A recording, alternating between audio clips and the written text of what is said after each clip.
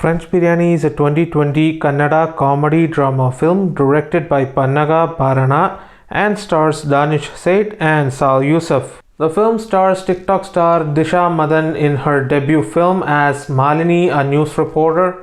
I have to be honest with you, when the movie first released, I kind of overlooked it because at the time Sushant's last film, Dil Bechara, had released and I was so hyped for that movie, and I ended up reviewing that and forgotten all about French Biriyani.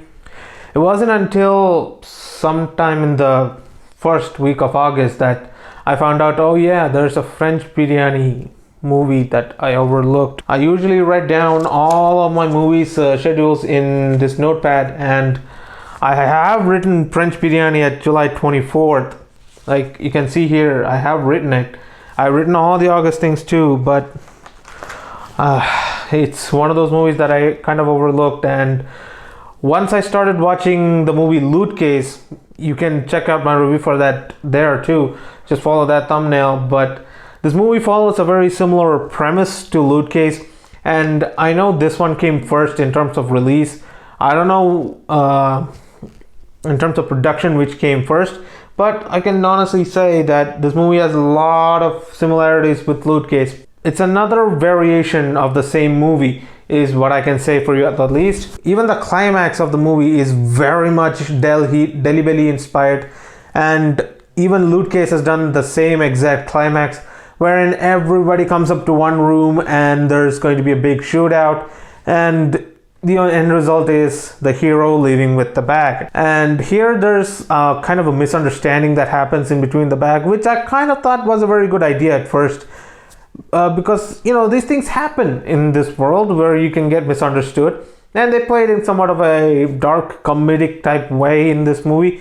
And the movie is mostly pure comedy, and the runtime of it is barely less than 2 hours. It follows mostly a same kind of a comedic style which I've seen before, and that's one of the reasons why the trailer didn't hook me. When I watched the trailer after knowing, oh yeah, this film released, there were certain comedies in the movie which didn't really interest me that much, which didn't really get me into watching this movie. And in fact, if I wasn't reviewing this movie, I probably would have skipped it. It was that uninteresting premise. And after watching the movie, it did feel like most of the comedy is very underwhelming. They usually play these 3 different kinds of comedies, in which I made a list of it. Give me a minute. I've written a list of these comedies that this movie uses. Most of the comedy relies on misunderstanding and sexual innuendo jokes. There are some stupid jokes too, which is more usually portrayed by the son of the Don, who actually becomes a successor to him, and so he kind of leads the charge here. Michael Madhu as Powder Charles is his name, and his jokes usually consist of this punch dialogue kind of things and stupid jokes. There are some times where he actually shines in the movie. There are certain scenes in which he does. I'm not gonna lie, but the majority of the film, he was very underwhelming as a villain. There wasn't anything that threatening about him, and I get it, it's a comedic film, but he's the villain in the movie, and that too of a gangster. So you could have made him a bit more threatening than what you made him out to be, and still play it in a comedic way. For example, Vijay Raj in Loot Case was very threatening. If you met him in real life, such kind of a person, you might laugh at his jokes, but when he tries to threaten you, you get threatened. You didn't really feel that for this Powder Charlie's character. Disha Madan, overall, I get it. She mentioned in somewhere that this role was really special for her. I mean, for most debuts, I think it is like that. The first film obviously will be special for you, but the problem lies in the fact that her character didn't really add much to the story. And there's a mid-credit scene in which she becomes happy after getting kidnapped by the main dude. There's an auto rickshaw race in Bangalore for some reason, and she's happy that she's sitting behind the guy who just pushed her into the auto. But in the movie, there was no chemistry. They met twice, and in both times it was like normal conversation. There was no hint at them becoming a romantic couple, other than the hero having a crush for her. Rangayana Raghu as Mahadev, he plays the role of a policeman of a senior kind of a position. He was the best thing in the movie for me. He made this movie very enjoyable. His jokes are usually the ones that landed for me. Others was very underwhelming, especially that of Danish Sait and the French guy, that Sal Yusuf. Both these characters was very underwhelming as characters, and most of their jokes I would have guessed are coming from a mile away, because it's usually either the misunderstanding or the sex joke. It's usually one or the other. Sometimes they add in a stupid joke there, but mostly it's these two jokes. The songs weren't anything that great either. I can get some Kannadigas getting excited for these songs, but I didn't really get into it. I thought it was fine, and there was some guest appearances too. Even the director himself made the guest appearance in one of these songs. It was something which I kind of skipped through the movie, but there were certain things that connected it with the story, so I didn't skip all the way, but just parts of it. But I could understand what it was by the end. It's because of all this that I'm giving French Biriyani a 5 out of 10.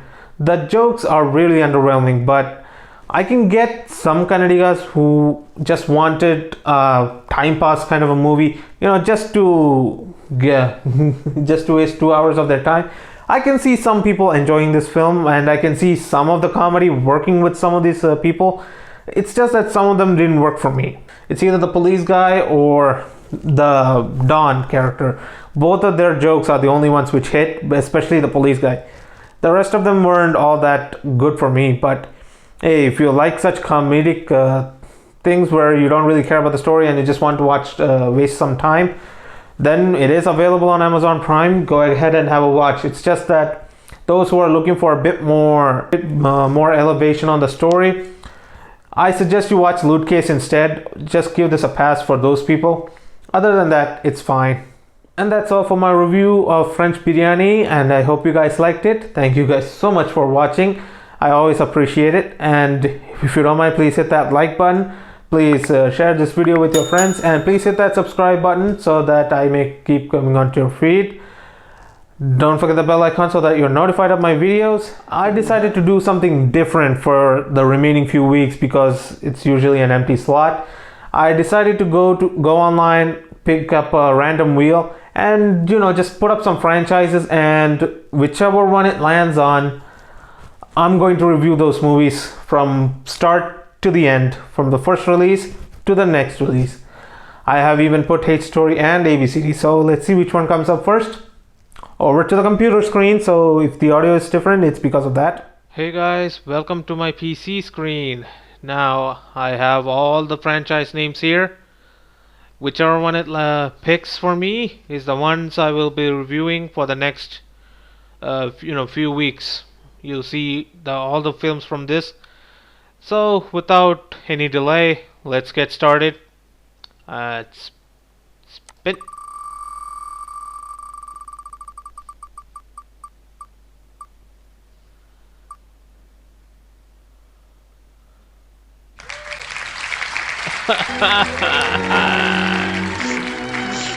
Okay, God has decided to punish me, and punishment I shall receive. It's the Hate Story films, meaning I will be reviewing Hate Story 1 to 3.